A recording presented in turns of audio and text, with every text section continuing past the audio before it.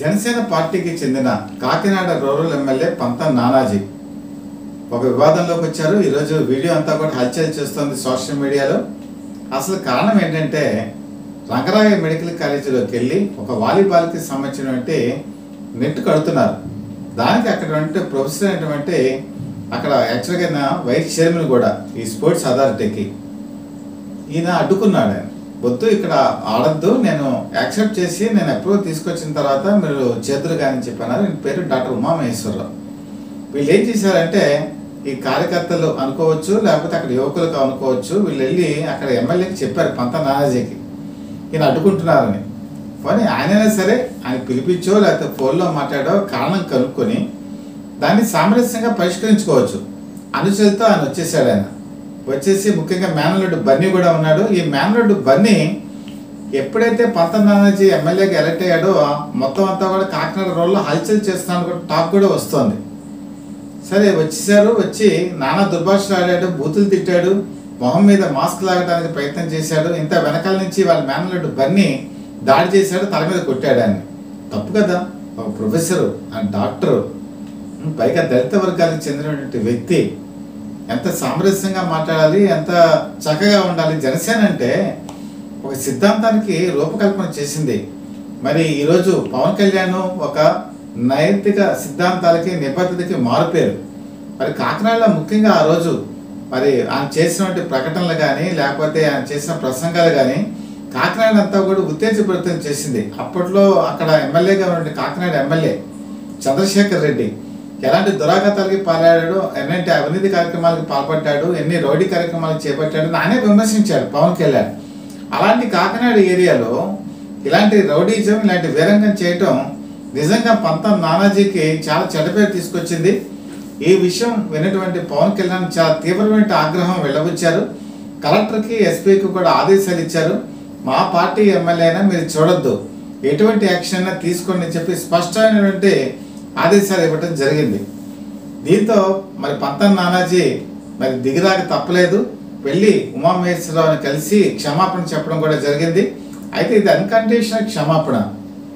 వాళ్ళు కేసు నమోదు చేస్తారు, దాని మీద ఎవరు A1 ఎవరు A2 ఇవన్నీ కూడా ఉంటాయి, దాని మీద దర్యాప్తు కూడా జరుగుతుంది. అయితే ఇక్కడ ముఖ్యమైన విషయం ఏంటంటే ఇది జనసేన వేసినటువంటి మొట్టమొదటిగా అపప్రతిష్ఠ తీసుకొచ్చినటువంటి ఎమ్మెల్యే అంటే ఇప్పుడు పంతం నానాజీనే వస్తారు. జనసేన ఎప్పుడు కూడా ఇంతవరకు క్రమశిక్షణ గీత దాటలేదు, ప్రజల్లో మమేకమైంది, ప్రజల కష్ట సుఖాలు తెలుసుకునే పార్టీగా ఎదిగింది. మరి ఈరోజు ఈ క్షమాపణ చెప్పడంతో, ఈ వీరంగం చేయడంతో పంతం నానాజీ పరుగు పోయింది. ఇది కొత్తగా వచ్చాడు ఎమ్మెల్యేగా, కొత్తగా ఎలక్ట్ అయ్యాడు. ఎంత జాగ్రత్తగా ఉండాలి, ప్రజలతో ఎంత కలవాలి, ఎన్ని కష్ట సుఖాలు తెలుసుకోవాలి, ఎన్ని కష్టాలను తీర్చాలి, ఇది వదిలేసి ఇలాంటి వీరంగం వేస్తే మరి ఇలాంటి ఫలితం వస్తుందో ఈరోజు చూసాం. ఒక విధంగా కాకినాడ రూరల్లో పంతం నానాజీ పరుగే పోయింది. ఎవరు వింటారు, రేపు ఎవరు మాట వింటారు, ఎవరు అనేది లెక్క చేస్తారు. ఎవరికి ఇప్పుడు ఎమ్మెల్యే అంటే పైనుంచి కిందకి దిగేవి రాలా. ఇప్పుడు ఏ సామాన్య మానవుడికి ఎలా ఉంటుందో ఎమ్మెల్యే కూడా అదేలా ఉంటుంది.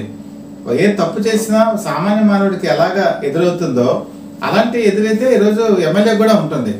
ఈరోజు పదవి ఉన్నప్పుడు అందరూ గౌరవిస్తారు, పదవి పోయిన తర్వాత పరిస్థితి ఏంటి, ఇది కూడా గుర్తెరగాలి పంతం నానాజీ. ఈయన చేసినటువంటి ఇలాంటి చెడ్డ పనో లేకపోతే అపకీర్తితో ఇది ఆయనకే కాదు మొత్తం జనసేనకే వచ్చేటువంటి పరిస్థితి వచ్చింది. ముఖ్యంగా జనసేనకు వచ్చేప్పటికి ఇటీవల కాలంలో కొన్ని తప్పిదాలు చేస్తుందా అన్న అనుమానం కూడా వస్తుంది. ముఖ్యంగా పార్టీలో చాలామంది కార్యకర్తలు ఉన్నారు, జెండాను మోసారు, పవన్ కళ్యాణ్ అంటే ప్రాణం పెట్టారు, వేరే మహిళలు ఉన్నారు, వీళ్ళు కూడా వీధి వీధి తిరిగారు, ప్రచారం చేశారు. ఈరోజు పార్టీ అధికారంలోకి 21 సీట్లు 100% స్ట్రైక్ రేట్లో రావడానికి కార్యకర్తలే కారణం. కార్యకర్తలే నాయకులకే ఎదుగుతారు. మీరు 1983 తీసుకోండి, ఎన్టీ రామారావు మరి ఆ రోజు పార్టీ అధికారంలోకి వచ్చినప్పుడు అందరూ కూడా ఎవరు తెలియని వాళ్ళే, 100కి 100% ఎమ్మెల్యేలు ఎవ్వరు కూడా ఎవరికి తెలియదు. వాళ్ళందరూ కూడా తర్వాత నాయకులుగా ఎదిగారు. ఈరోజు సీనియర్ మోస్ట్ నాయకులు అగిన పాత్రుడు ఆ రోజు సామాన్య కార్యకర్త ఆవిర్భావంలో. అలాంటి నాయకుల్ని ఎంతోమందిని తయారు చేసింది తెలుగుదేశం పార్టీ. ఆమ్ ఆద్మీ పార్టీ చూడండి, ఢిల్లీలో అది చాలామంది కార్యకర్తలను నాయకులుగా తీర్చిదిద్దింది. ఈరోజు ఢిల్లీలో విజయకేతనం ఎగరవేస్తోంది. సామాన్య కార్యకర్తలనే నాయకులుగా మారుతారు. వాళ్ళకి పార్టీ నియోజకవర్గం బాధ్యతలు ఇచ్చి వాళ్ళని తీర్చిదిద్ది ముందుకు తీసుకెళ్తే వాళ్ళే నాయకులు అవుతారు. వేరే నాయకుల్ని మనం తెచ్చుకోవాల్సినటువంటి అవసరం లేదు. మరి పవన్ కళ్యాణ్ ఎందుకు ఇలాంటి తప్పులు చేస్తున్నారో, మరి ఆయన ఒప్పనుకుంటున్నారో తెలియదు. కానీ అయితే ఆయనకి ఎవరైనా చెప్పడానికి సందేహిస్తున్నారో ఇది కూడా నాకు అర్థం కావట్లేదు. కానీ ఒకటి మాత్రం వాస్తవం, బాలినేని శ్రీనివాసరెడ్డి ఈయన ప్రకాశం డిస్ట్రిక్ట్ నుంచి వచ్చాడు. సరే, కిలారి రోసయ్య ఈయన వైఎస్ఆర్సీపీ పార్టీ నుంచి వచ్చాడు. సామ్నేని ఉదయభాను ఈయన వైఎస్ఆర్సీపీ నుంచి వచ్చారు. వీళ్ళేమైనా సచ్చిలమైన చరిత్ర ఉందా వైఎస్ఆర్సీపీలో? వీళ్ళు ఎన్నో తప్పులు చేశారు, ఎన్నో స్కాములు చేశారు, ఎన్నో అవినీతి ఆరోపణలు చేశారు. 100 days పూర్తయిన సందర్భంగా వెంటనే ఆ పార్టీ నుంచి వదిలి ఇక్కడికి వచ్చేసారు. వచ్చిన తర్వాత ఇప్పుడు ప్రకాశం డిస్ట్రిక్ట్లో చూసుకుంటే తెలుగుదేశం పార్టీకి సంబంధించిన మరి జనార్దన్, దామచల్ల జనార్దన్కిను బాలినేని శ్రీనివాసరెడ్డికి పడదు. ఆల్రెడీ ఇప్పుడు బ్యానర్లు గొడవ జరుగుతోంది. బ్యానర్లు ఎవరో పేరు తెలియదు కట్టారు. అందులో చాలా చిన్న ఫోటో, అక్కడ ఎమ్మెల్యే ఫోటో వేశారు, జనార్దన్ ఫోటో. ఆయన చాలా ఆగ్రహం చెందాడు. దాదాపు తెలుగుదేశం పార్టీ కార్యకర్తల మీద అనేక మంది మీద కేసులు పెట్టించిన ఘనత బాలినేని శ్రీనివాసరెడ్డికి ఉంది. వైఎస్ఆర్సీపీ పార్టీ అధికారంలో ఉన్నప్పుడు, తాను మంత్రిగా ఉన్నప్పుడు, ఎమ్మెల్యేగా ఉన్నప్పుడు తెలుగుదేశం పార్టీ కార్యకర్తల్ని వేటాడాడు, చాలా మంది కేసులు పెట్టాడు. ముఖ్యంగా ఇప్పుడు ఎమ్మెల్యేగా ఉన్న దామచల్ల జనార్దన్ మీద 32 కేసులు పెట్టాడు బాలినేని శ్రీనివాసరెడ్డి. అంటే ఆయన స్వయంగా పెట్టకపోయినా పెట్టించాడు. కార్యకర్తలంతా కూడా ప్రాణభయంతో పరిగెత్తినటువంటి సందర్భాలు ఎన్నో ఉన్నాయి. అలాంటి అతన్ని తీసుకొచ్చి ఈరోజు కూటమిలో ఉన్నారు.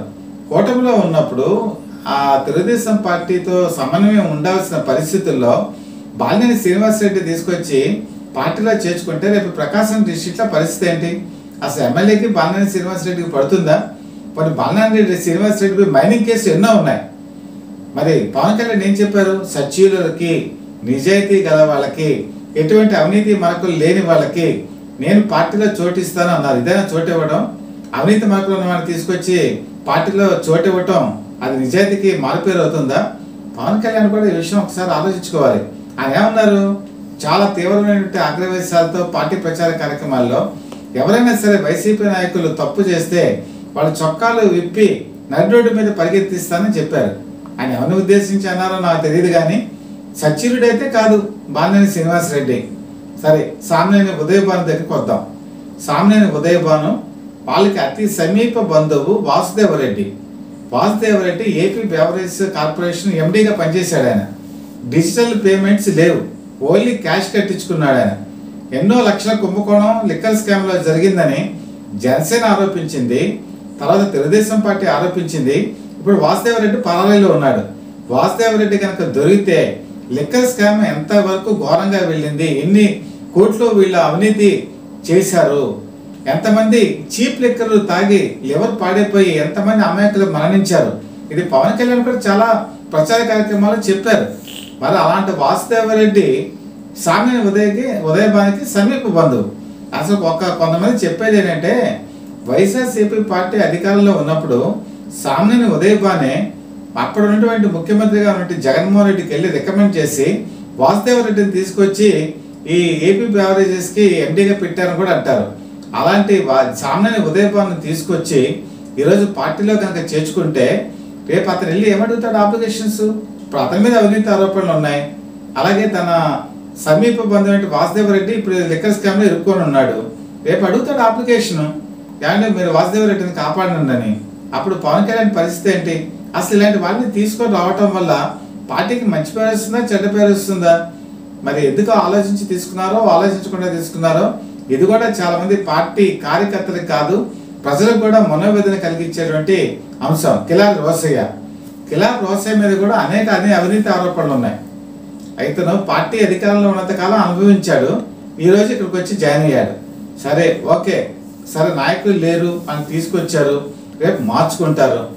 సో ఎవరైనా తప్పులు చేస్తారు, తప్పులు చేసిన వాళ్ళు పశ్చాత్తాపడతారు, పశ్చాత్తాపడిన వాళ్ళని వాళ్ళు ప్రాయశ్చిత్తం చేసి మారుస్తాడు మంచి మనుషులుగా పవన్ కళ్యాణ్. పోనీ అలాగే అనుకుందాం. కానీ వీళ్ళు ఎంతవరకు నిలబడతారు? ఇప్పుడు ఈ 4 సంవత్సరాలు 5 సంవత్సరాలు ఈ పార్టీలో ఉంటారు, వాళ్ళ పనులు చేయించుకుంటారు. వాళ్ళు మళ్ళీ రేపు వైఎస్ఆర్సీపీ పార్టీ ఇప్పుడు 40% ఓట్ల తేడాతోనే అది ఓడిపోయి ఉంది, 40% ఓట్ బ్యాంక్ ఉంది. రేపు అది బలోపేతమై అధికారంలోకి వస్తుంది అనుకుంటే వీళ్ళు జనసేన పార్టీలోనే ఉంటారా? ఇక్కడ నిలబడతారా?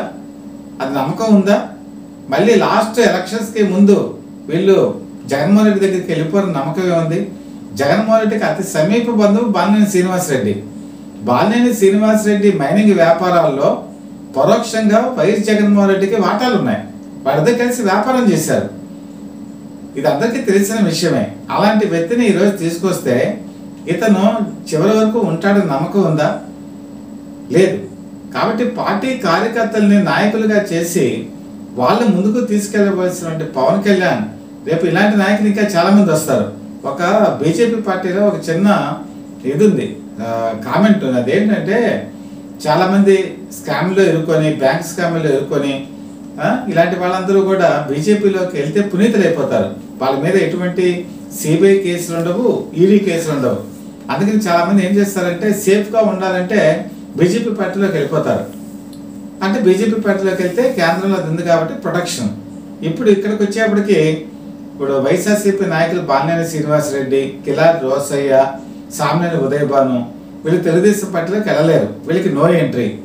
బీజేపీలోకి వెళ్తే రాజకీయ మనుగడ లేదు. ఇంకెవరున్నారు? జనసేన వైపు వస్తున్నారు. జనసేన వీళ్ళకి ఒక షీల్డ్.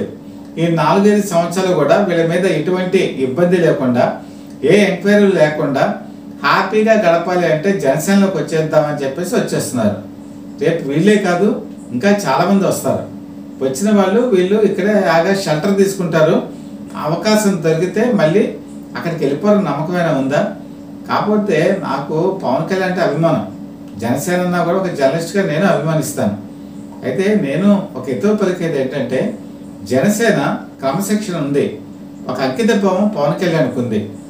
ఆ అంకిత భావంతో ఉండే పవన్ కళ్యాణ్ కొద్దిమంది నాయకుల్ని దూరం పెట్టేసి తన కార్యకర్తల్ని డెవలప్ చేసుకుంటే చాలా మంచిది. ఎందుకంటే చాలా ప్రాణాన్ని పణంగా వడ్డి ప్రచారం చేసినటువంటి కార్యకర్తలు తర్వాత ఇంట్లో ఖర్చు పెట్టి, డబ్బు తీసుకొచ్చి ఖర్చు పెట్టి వాళ్ళ ప్రాణాలు తెగించినటువంటి వీర మహిళలు ఎంతోమంది ఉన్నారు. వీళ్ళందరికీ కూడా రేపు సముచిత ప్రాధాన్యం కల్పించి లీడర్స్గా తయారు చేస్తే రేపు వీళ్ళు నాయకులుగా ఎదుగుతారు. మరి జనసేనకి అంకిత భావంతో పనిచేస్తారు. కొత్త సామాజిక న్యాయం తీసుకురావడానికి పాటుపడతారు. ఆ దిశగా పవన్ కళ్యాణ్ ఆలోచించి ముందుకెళ్తే మంచిదని నేను ఒక సీనియర్ మోస్ట్ జర్నలిస్ట్గానే కాదు, నాకు ఆ కుటుంబంతో ఉన్న సాన్నిధ్యం, వాళ్ళ నాన్నగారు నాకు చిన్నప్పటి నుంచి కూడా తెలుసు. ఆయనతో నాకు మంచి అనుబంధం ఉంది. ఆ అనుబంధం కొద్దిగా చెప్తున్నాను. కాబట్టి జాగ్రత్తగా ఉండి మంచి వాళ్ళని తీసుకొని పార్టీని ముందుకు తీసుకెళ్తే బాగుంటుందేమో. పవన్ కళ్యాణ్ ఒకసారి ఆలోచించండి.